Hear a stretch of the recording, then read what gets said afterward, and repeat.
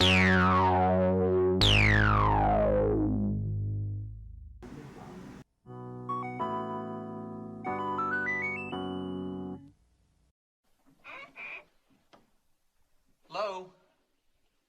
Anybody back here?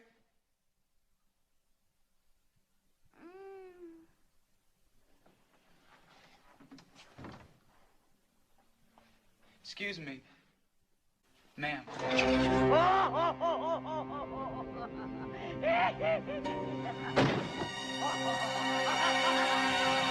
the door. Open the door.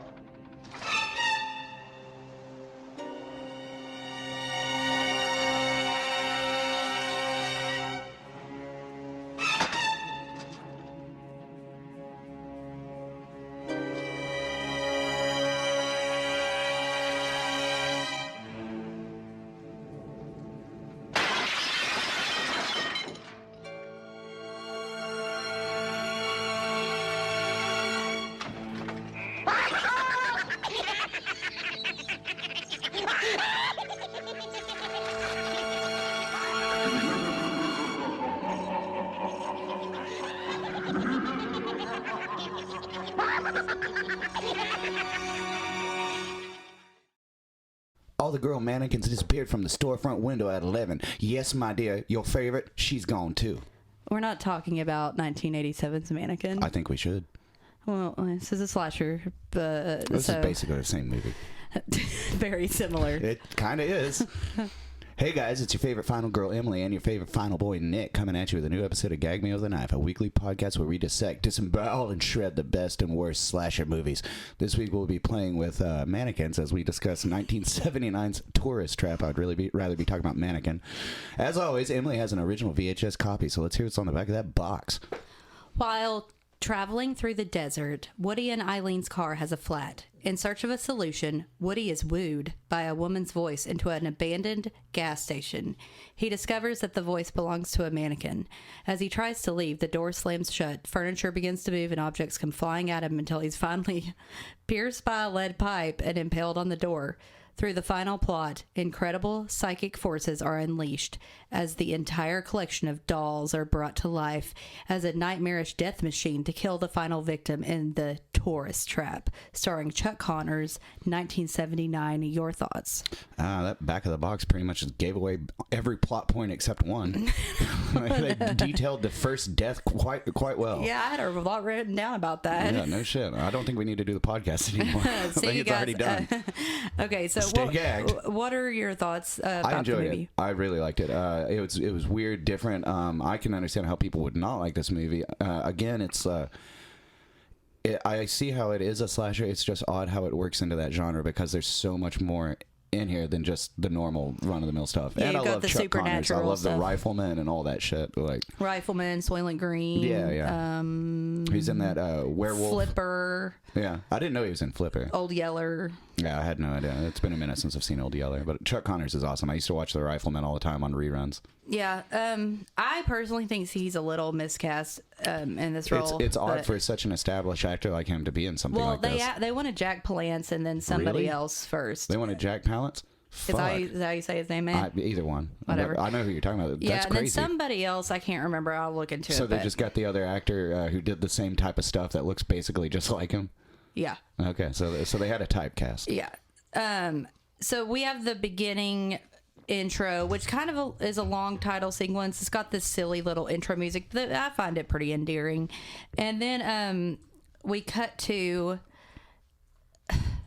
the whole what I wrote in on the back, what I read from the back of the box. We got to Woody. Yeah, Woody's getting he's like getting a tire, and his girlfriend Eileen's waiting by the car, and while he's like rolling this tire trying to get it fixed somewhere, her other friends show up that are on this road trip they're going on in a VW thing. Yeah, but they call it a Jeep. But we know now. They peeled out of Calhoun's parking lot. We know now. Drunk on Cuervo. Yeah. So they pick her up and they go to, I guess, find Woody. Well, he's found the closed down gas station, and which isn't the gas station like kind of like a bar too? Yeah, it looks like a gas station plus a diner plus knickknacks plus whatever, but no one's in there. He goes in anyway. There's a mannequin that sits up and starts laughing, and then the door closes and locks. And then he goes behind the bar after he's yelled for people, and then he goes back. What is it, like the office? And he hears what it seems like a lady like moaning. You can't tell if it's like painful or if like in estrus or whatever, if you will, in coitus. An excess or ecstasy.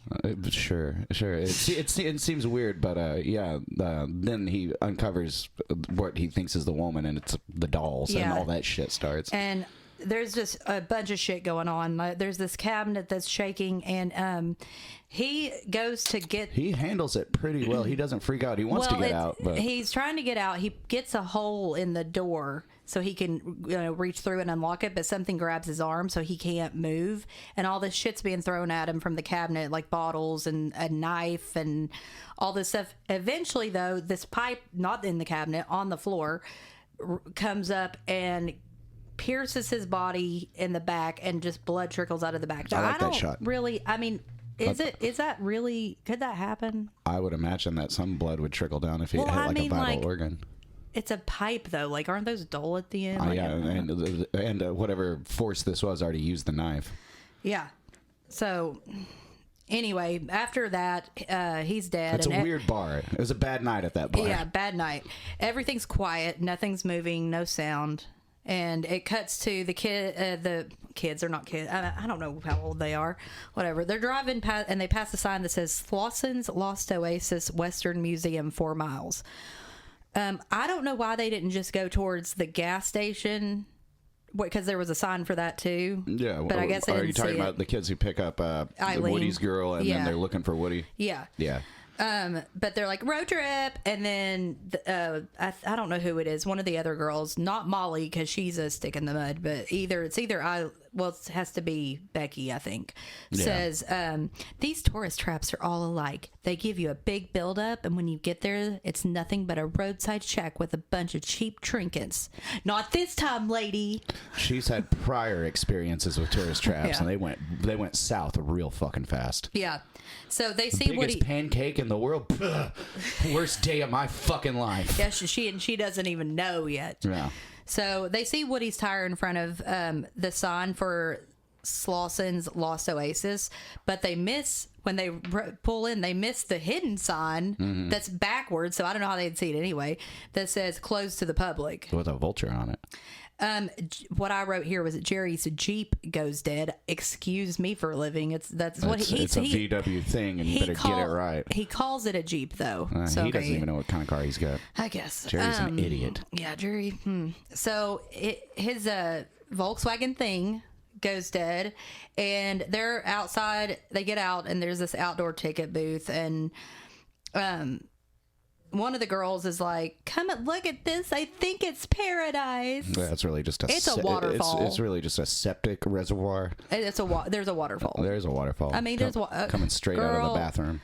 I'm like, you haven't seen a waterfall before? Yeah. This is paradise for you? Oh, yeah. There's something said about it in a little bit, too, that's just like that. So Molly's being a real big prude. The other girls want to swim, Becky and Eileen, but Molly's like, but we don't have any bathing suits. And you know what that means, fellas. No tits in this movie. That's what that means. Why did they go on a road trip without packing bathing suits? Like it's a spring, because also do we ever know where they were actually trying to go? Well, it's supposed to be like a spring break trip too. No, we never know where they're trying to go, but it's supposed to be like a spring break trip. That's why it's, this is coming out during spring. So anyway, Molly gets over it, I guess, because they all end up going skinny dipping, but let's see them, ladies, and we never do. And gasp. There's a first person POV watching. Oh, yeah. And then Jerry's also trying to fix the Volkswagen thing. Yeah. So there's a guy in overalls that walks up to the girls. Chuck Connors from TV's The Rifleman? Yes. And he has a gun. He sure does. He's still a fucking rifleman. He used to charge 75 cents to 25 to 30 people a day to swim there till the government goddamn move that highway in. Decided to build a highway. Well, make it easier for... This is probably right around the time the interstate system was being built. Yeah, and he's like, he's like acting weird, and he's like, I don't get to talk to many people. But then Ain't he been really, nobody up here in weeks. he really, focuses in on Molly. He's very into Molly. Yeah, and I think Molly's kind of into him too. Yeah, they're weird. And he says, there's not a place like this in the whole world. That's what I was talking about. That's bullshit. It's a waterfall with a fucking pond, dude. Yeah, like, there's a lot of places like this where in the have world. you been? Like, why don't you start telling me the places you have been, and I'll tell you what's there. Anyway, then he complains about how everyone uses the highway because everyone's in such a hurry nowadays. Except him, sitting there watching these naked girls telling this stupid fucking story about the interstate widening. Trigger warning. He warns them to leave before it gets dark because of water moccasins. Yeah, I don't know why the people making this movie really don't want us to know the other two girls' names at this point, because I didn't know who they were yet. Mm-hmm. They never say their names at first because he's all Molly. Yeah, Slosson's got a thing for Molly. We'll find out why later. Yeah. And like I said, I think Molly might have a thing for Slosson. Yeah. Well, all the girls end up getting out, and they meet up with Jerry, and they go back to the Volkswagen thing. Yep. Mr. Slosson offers to take them to his house, Always a good idea. / the Slosson Museum. To get his toolbox. So he can get his tools. So he can help. Check out my toolbox, ladies? Yeah, he wants to, because he says he's going to help Jerry with fixing the Volkswagen thing. And when they get there, he's like, just look around. You want a beer, kids? My wife passed away just after the highway was built. It was the cancer that got her. And he's still only calling Molly by name. We still don't, whatever. We know who he's interested in. He tells Molly that his brother made all these mannequins that are in the museum, because they're like, they're so lifelike. And he's like, my brother made them, but then he got hired in the big city.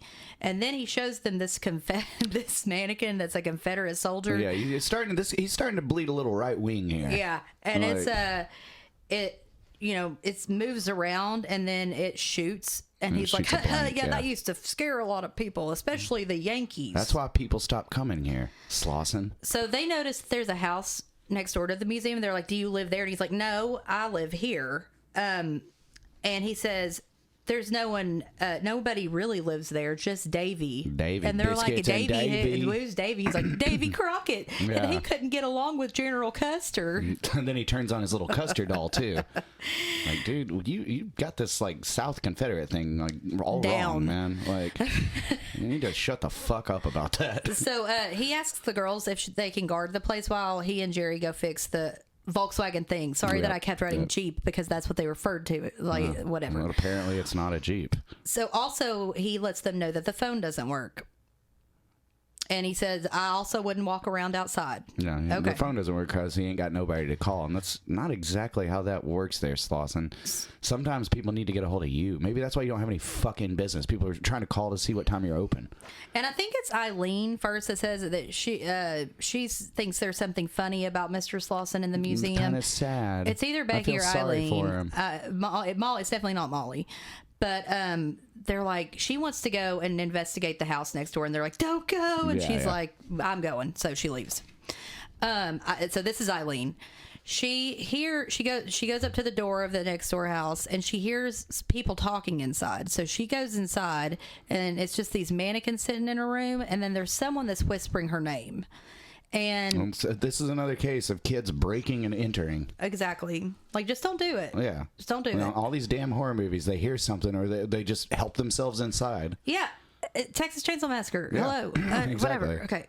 So a bunch of items start to move on their own. Well, this is right before or right after she breaks in and she steals a scarf. No, yeah, right stealing at the same time, shit. she gets a scarf and she puts it on.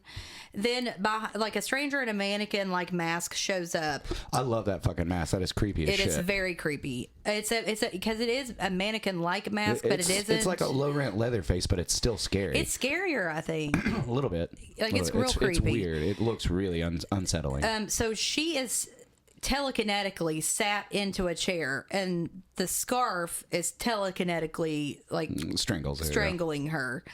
While other things move and break, seemingly by the killer, is doing all of this, I guess.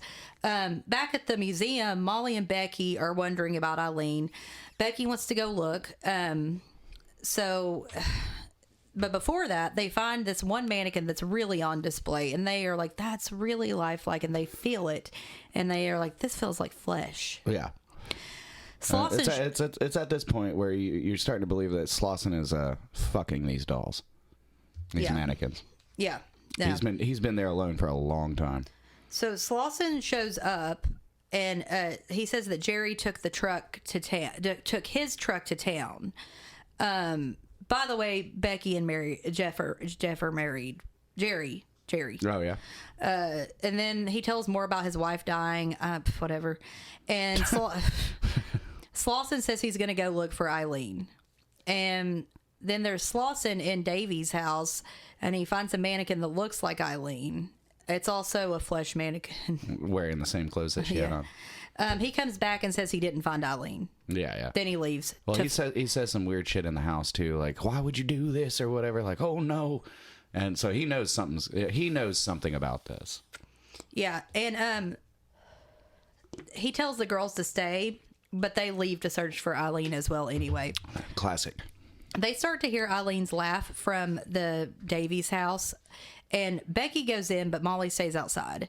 Becky thinks Eileen and Woody, because they're a couple, are found that she found Woody, and they're in there. Hey, Woody. She's like, Eileen, Woody, and then the masked killer comes up from behind after she finds this creepy mannequin, and she continues walking. So the guy's just like following her for a while, and then she's attacked by multiple mannequins. And the killer is dressed up as Eileen now. Okay. Yeah. It's really creepy. It is creepy. When it's all the mannequins creepy. are like around her. It also gave me like Maniac vibes. Yeah.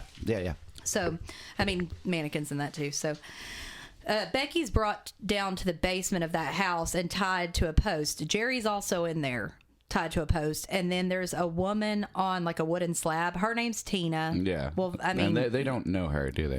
No, she was already in there. And she's been there for a minute. Yeah. And the killer is real creepy. His voice is real creepy. He's like, "Why don't you like me?" That's a very talkative killer, too. He talks a lot, killer. yeah. He leaves, and Jerry says it's Slauson's crazy brother. And then, I don't know if it's Becky or Tina, but one of them says, "We're all going to die." I think it's Tina. She tells them that he's going to kill them. So, at this point, also, Molly's gone back to the museum. But the killer is making himself up, putting makeup on and stuff. But he puts a top hat on. Yeah. And then he goes back downstairs and says, "We're going to have a party." This is just found footage How of the do guitar I player look? Slash.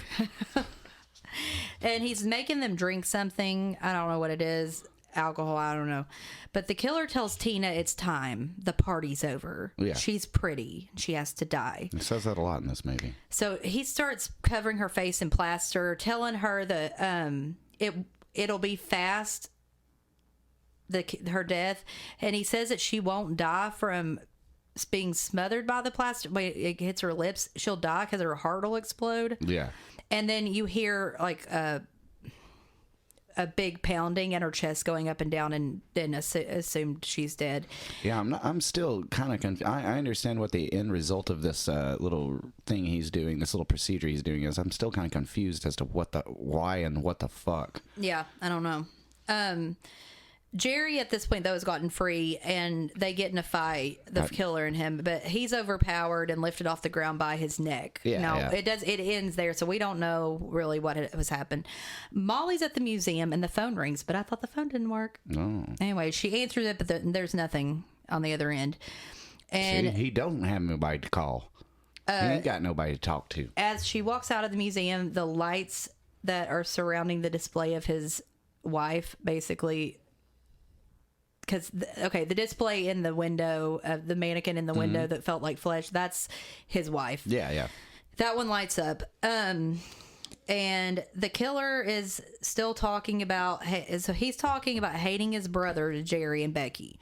Slauson wouldn't let him go to the big city, and he made him wear masks because he's so handsome. Yeah, he's more handsome than Slauson. Yeah, and Jerry goes to grab this key, but Davey, we assume, moves the key with his mind, and he says, "Pretty good trick."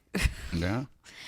So Molly's looking for everybody. She hears people, and someone starts whispering her name, which seems to happen every Well, it other. seems to be the killer's MO, modus operandi. The killer shows up with a mannequin head as well. Like he has one with him. He chases her, which is pretty tedious, except for the part where he throws the mannequin head and it like hits the ground and starts moving on its own, like it starts laughing and stuff. That part's okay, but otherwise the chase scene's pretty tedious. Well, I do enjoy the two though that even though he is like strong, he lifted Jerry off the ground.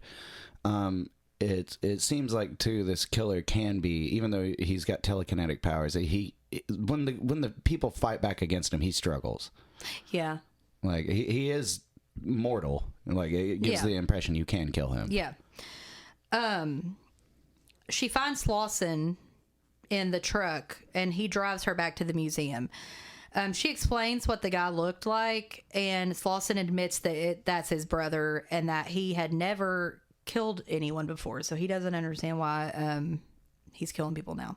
God damn it, Davey. He always wanted it to be like me, even my face, is what he says.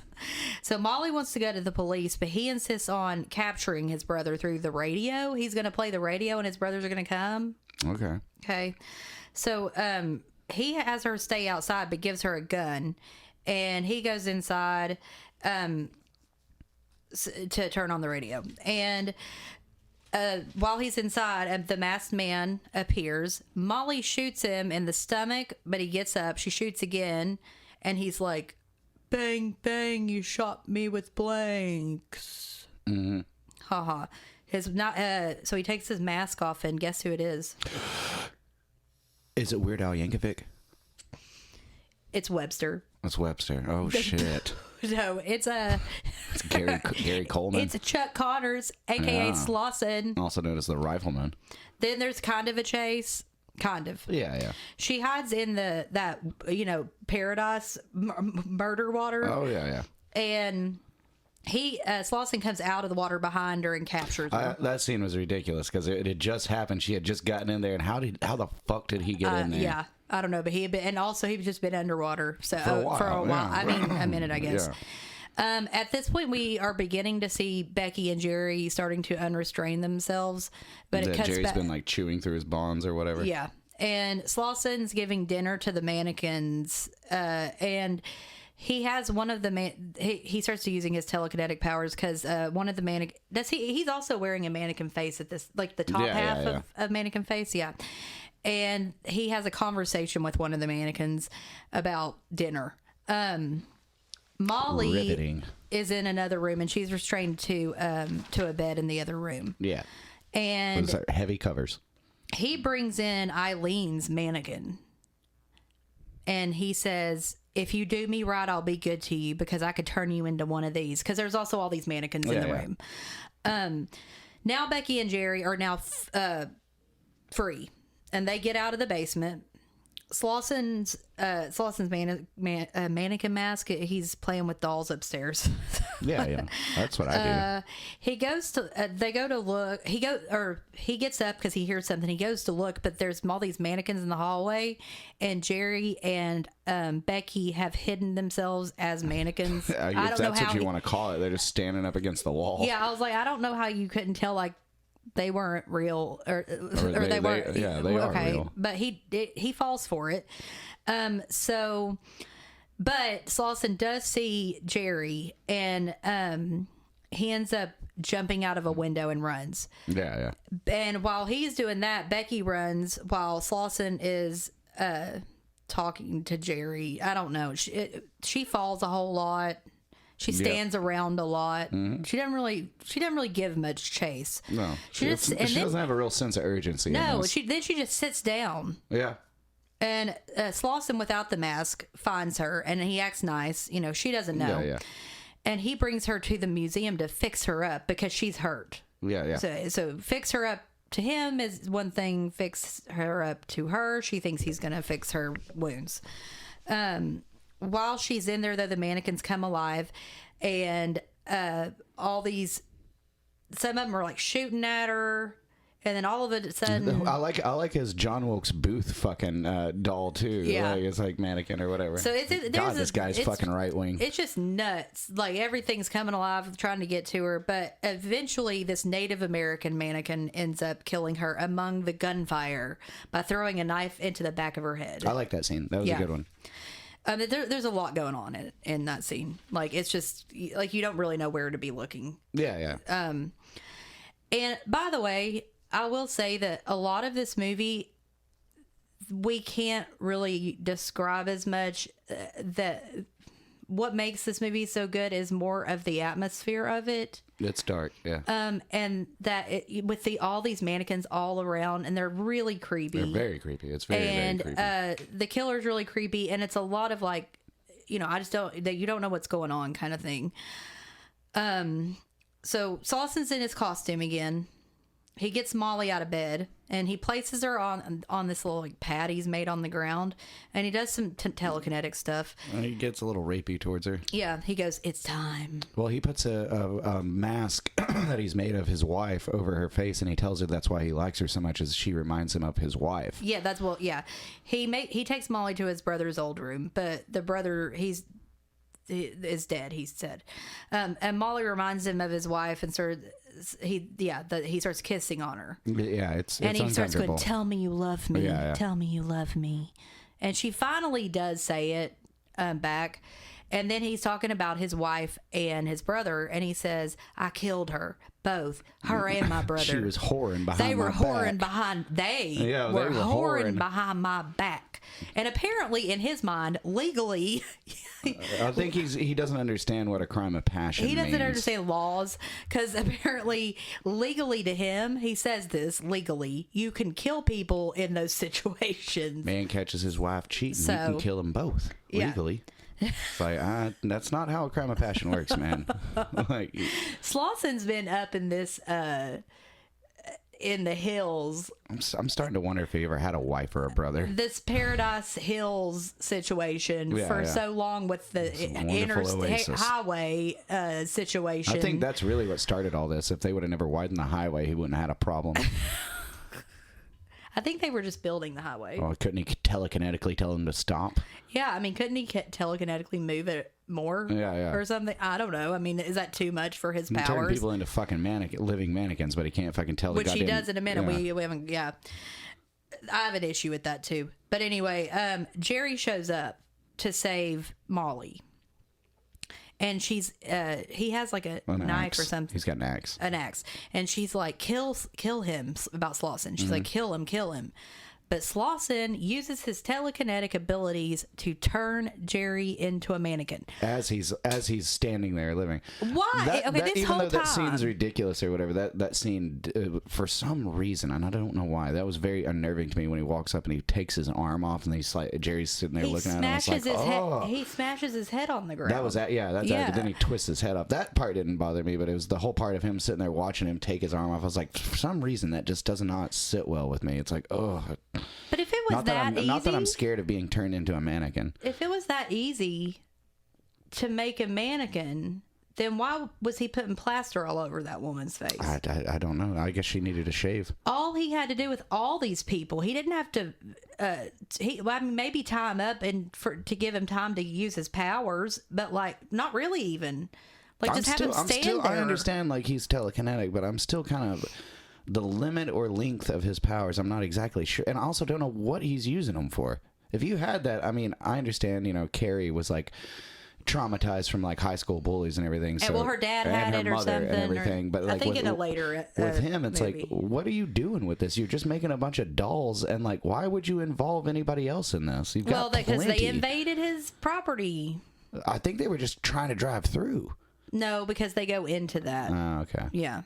But at the same time, he needed new dolls, and all the other ones are fucked out. He says later that he found her earlier he said he found Tina at the gas station. Well, that wasn't his property. With that logic, though, where was Woody's mannequin? Well, it shows up in a minute. Does it? Yep. Oh, okay. I didn't notice. Molly sees it. But also, here's the thing. So where does his property fucking start if that gas station's down there? I think he owns the gas station, too. Well, that's kind of that's a trick. Like, get off my land. It's like, I need gas, dude. Yeah, it's like get off my land, but it's the entire state. I think or Slauson something. is just a bad businessman. Well, Like, it's like, clearly, I don't think it was just the highway that stopped your business. If your business was 75 cents for 25 to 30 people a day before the highway, that doesn't really sound like, I know it's 1979, but that doesn't really sound like great business in the first place. Like, were you really living off of 30 people paying 75 cents to swim? I guess. I can't believe that gas station's still fucking open, being unattended as it is. I mean, what is 75 cents times 30? I don't really feel like doing it, but I don't think it's enough to keep up. Anyway. We'll just get old quadratic formula in here and he'll tell us. Like an Rain Man out there. Sorry, that has nothing to do with the movie. No. Or does it have everything to do with the movie? Probably. More than we know. I hate it. This is just found footage of him. Hold on. $22.50 a day. Hell yeah. In 1979, and with inflation, how much would that be? Maybe $50, $75 a day? I mean, that's pretty much what I make. Yeah, me too. But I can't live off that. I still have to have help from my parents. Well, I live off of it. Well, you don't have shopping problems like me. Anyway, okay, Jerry's turned into a mannequin. And I still don't understand if it was that easy, why he just didn't do that with everybody else. All the mannequins start moving. Also, we had already said this, Jerry's head has been taken off and smashed against the ground. And then Slauson starts dancing with his mannequin wife. Yeah, mannequin wife. Yeah. And so you know he's been fucking these things. Now you look at Molly and she looks crazed at this point, and she grabs the axe and kills Slauson. Gets him in the shoulder. It's like in the neck. Yeah. And then the next scene we see Molly, and she's crazy as fuck now, driving that Volkswagen thing. Wouldn't you be after Mannequin Holocaust? Yeah. She's driving away. Why did she take him? Just because she's smiling. She's driving away with her in that Volkswagen thing with her mannequin friends, like her friends that had turned into mannequins. I don't know. Was Woody in the car? Yeah. Okay. Well, was Jerry couldn't have been because his head was smashed. No, it's sans Jerry. But, sans Jerry. Okay. Okay. Yeah, it's real bizarre. So, kill count. Woody, he's impaled with a pipe. I'm going to do this by minutes too, because I want to say something about that. Right. He's impaled with a pipe at 8 minutes into the movie. Yeah. Then Eileen is choked with a scarf at 25 minutes. We had to wait 17 minutes for a kill. That's very rare. Yeah. Then Tina's suffocated / her heart burst at 45 minutes. That's a 20-minute wait. Yep. It is a little too long. Then we have Becky, knife to the head. I love that. 25 minutes later. Was it that long? Yes. Jeez. Because Tina suffocated / heart burst at 45 minutes. Becky's killed at 1 hour and 10 minutes. Jerry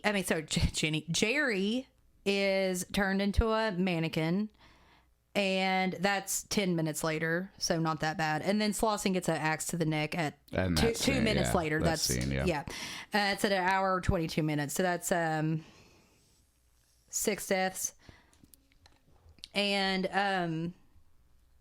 I mean, they're pretty cool deaths, yeah. So our fun facts.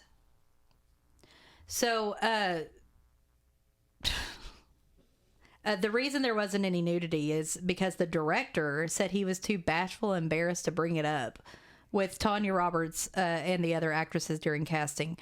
So when they got to the lake scene, he finally asked them if they'd be willing. The collective answer was no, even though Robin Sherwood had been nude in her first film, The Love Butcher. Wouldn't it be funny if Chuck Connors was like, well, shit, I'll do it. Like, no, your role doesn't require that. It's like, but I'll do it. And then she would later...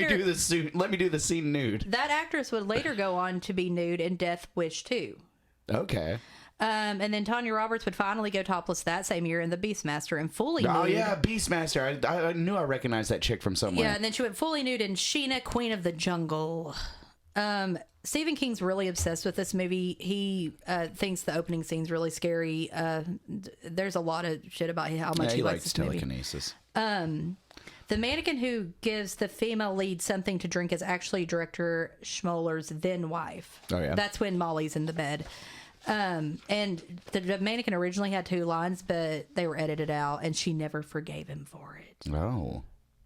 So, this movie does hold the distinction of being one of the few slasher films in history to receive a PG rating. Really? Mainly I guess, yeah. That's mainly though because the PG-13 rating didn't exist for 5 more years. Okay, but this thing was PG? Yeah, it was PG. I can't imagine it being R. The director yeah. was startled when the film received a PG rating, despite its disturbing subject matter and man! what he perceived as graphic violence. He stated in an interview with that he felt the film would have been more commercially successful had it received an R rating. I don't know how much it made. I do know the budget was $350,000, but I couldn't find anything about how much it made. $350,000? Yeah, that's wild. Pinot, that's very and cheap. I don't They know. did a good job with that then. Yeah, damn. I don't know if this is how you say his name, but Pino Donaggio's fee for composing the score was 1/6 of the movie's budget. Pino Donaggio is famous for having done the music and score for Carrie, which is a Stephen King's telekinetic movie. The guy that played Jerry did his own stunt when he jumped through the window. Hell yeah. And did he do his own stunt when he turned into a mannequin? Yeah. So that guy is no longer with us. Yeah, okay. Yeah. He really believed in this project. The creepy laughter, which is prominent in the opening sequence, was created for the laughing hyena at the zoo in Lady and the Tramp, and it was also used in Disney's It's a Small World attraction, Creep-E. Oh, I always knew that attraction was creepy as fuck. And even though it's not like trivia, I did think it was kind of weird that this movie was came out in '79 while they were filming Evil Dead. And this predates the Join Us, because in one of the final scenes when he's dancing with his wife, you can hear Join Us, Join Us. Right, I was like, so they were. There's no way they could have known they were filming that movie while this was about to be released. Yeah, that's true. I love that stuff. One of the guys involved in, I think the producer maybe, he hated the score because he really wanted it to be more synthy, like Halloween. But sure. I think the score, I think the way that the score was done worked for this movie. I think it sounded silly at some points, but then it gave a really creepy air that I think that a synth would take away from this movie. Yeah. It doesn't look like, even though it was '79, it doesn't look like it's '80s. No. The opening sequence with the items flying out of the cabinet was filmed with the cabinet nailed to the ceiling. Oh, that's awesome. And that crew, scene was great. Yeah. And the crew were on top of the ceiling flinging items straight down. And so that's how you get the illusion of that. Though the mass killer was called Davy, the production crew have since dubbed him Plasterface, which is a spoof on Leatherface. Yeah. Which we kind of talked about earlier. Apparently, Chuck Connors really wanted to do this movie so he could reinvent himself in the 80s as a Boris Karloff-style film villain. That's cool. Well, it didn't work out for him. That's a cool idea, though. He's aging with his craft or whatever. Yeah. He's moving into different arenas. Because he was a Western dude. Yeah.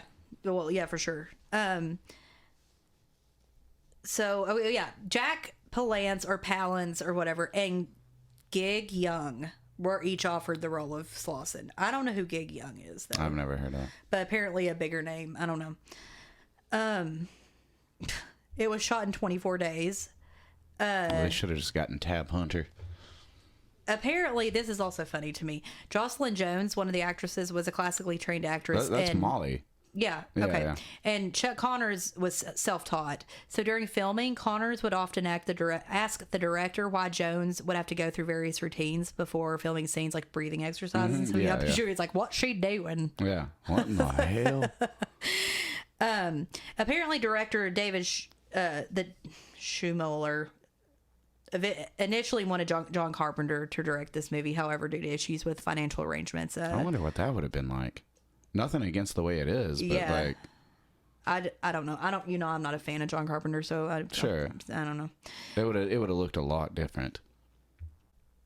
So, Slauson's line, "Once they moved the highway, I'm afraid we lost most of our business," is lifted directly from the movie Psycho. Okay. In that film, Norman Bates says it to Marion. This movie is a lot of times compared to Texas Chainsaw Massacre due to the intense atmosphere involving a desolate area where a mysterious family lives and owns a business. They don't really own a business in TCM. But, and the main character is running from the maniacal killers wielding weapons. And it's also a lot of times compared to House of Wax from 1953. I can see that. And like maybe a little bit of a splash of Motel Hell. Yeah. But Motel Hell. I guess that was afterwards, yeah. This is a remake of an equally terrifying, apparently, short film from 1976 called The Spider Will Kill You, about a blind man living with an apartment full of lifelike mannequins. Now it's saying on here the film's budget was $800,000, but somewhere else I found $350,000. That's still, I mean, that's very cheap. IMDb is notoriously wrong a lot of the time, so there is a Riff Tracks version of this if you like the Mystery Science Theater guys. I haven't watched it. I don't really know. About that. I don't really know how much there would be to riff. I would. I mean, I'll watch it. I like that.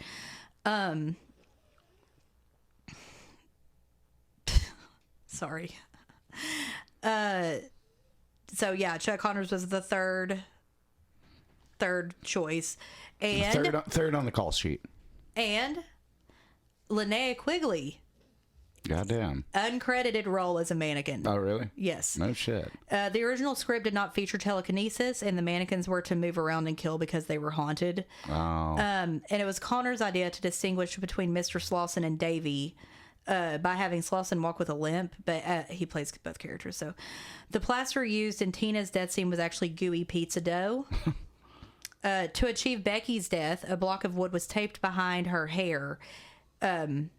And a knife that was attached to a wire was thrown at the back. And once it was thrown, the knife stuck into the block. So that's how that happened. Oh, really? Jeez. Yeah.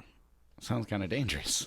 And also, yeah, it's That's a good effect. It's hinted that that Slauson had sabotaged Woody's car at the very beginning with his telekinetic powers, as well as Jerry's. Yeah, to get the whole thing rolling. Volkswagen thing. The thing? Okay, yeah. Okay. It's a Volkswagen thing.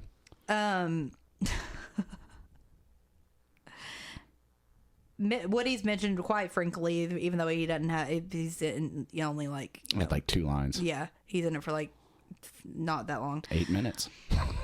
Originally, Slauson was going to just kill his victims and mummify them into lifelike mannequins, much like the killer in House of Wax, which is very much a modern variation of that film, despite being a remake of Mystery of the Wax Museum and House of Wax. But in the original script, there was no supernatural element, and Slauson was not telekinetic. That addition was suggested last minute by one of the producers of the movie. And though the telekinesis is never explained, it is still very effective. Yeah. But it is never explained. The effects on it are really good. Yeah, I really do like the effects a lot, and I like the deaths, even though, I mean, because you might think with this movie that they would be just the same because he's turning them into mannequins, but they do different things with all of them as we went through. It's a weird movie. It's a weird. I guess what would you call it? Supernatural slasher. Yeah. Is that what it falls under whatever? Yeah, I would. Because Nightmare on Elm Street would be a supernatural slasher. Yeah, right? As is Night of the Demons in my opinion. Yeah. No, I thought the movie was awesome. Some people get mad at me for considering Night of the Demons a slasher, classic, which is stupid but they consider Nightmare on Elm Street a slasher, and I'm like, well, just because demons are in it, they has every other element. Yeah. Well, so whatever. So what do you rate this out of 5? I'm gonna give it a solid 3. Yeah, I give it a 3.25. Because I give the music half a star, the camaraderie half a star. It's it's pretty good and fun. It gets the star for that. Chuck Connors is a really convincing actor, and this is like kind of off center of stuff I've seen him in before. The acting's good. Yeah, the kills and the creepy factor add. So I might move it up to a 3.5. Actually, I give it a solid 3, man. Yeah, I enjoyed it. So stay gagged on gooey pizza dough. I'm gonna stay gagged on Chuck Connors' mannequin wife. Yeah. Stay gagged on Jerry's smashed particles of his mannequin head. That was a good effect. Stay gagged on that knife thrown by the Native American. Stay gagged on the Volkswagen thing. God, please don't call it a Jeep. No. Do not call it a Jeep. Don't do it. And stay gagged on following us on all social media. Woohoo. Instagram, TikTok, Gag Me With a Knife Podcast. And go to our website, gagmewithaknifepodcast.com, to buy our merch and find different ways to listen, but you probably already figured that out. So, well, next week we're going to be doing 1986 or 7's slasher, the movie called Mannequin. It takes place in Woolworths. we're not. Yeah. Next week is actually April Fool's Day. Stay gagged and happy spring. Don't go to a tourist trap. Stay away from Chuck Connors. He's weird. I think he's dead, so we're good. He died of lung cancer and pneumonia at the age of like 71. Maybe he turned himself into one of those fucking mannequins. Well, he might have. So stay away from any tourist trap, because either way, you're just going to waste your money or your life. So, like I said, biggest pancake my ass. Happy spring. Yeah. Enjoy. See ya.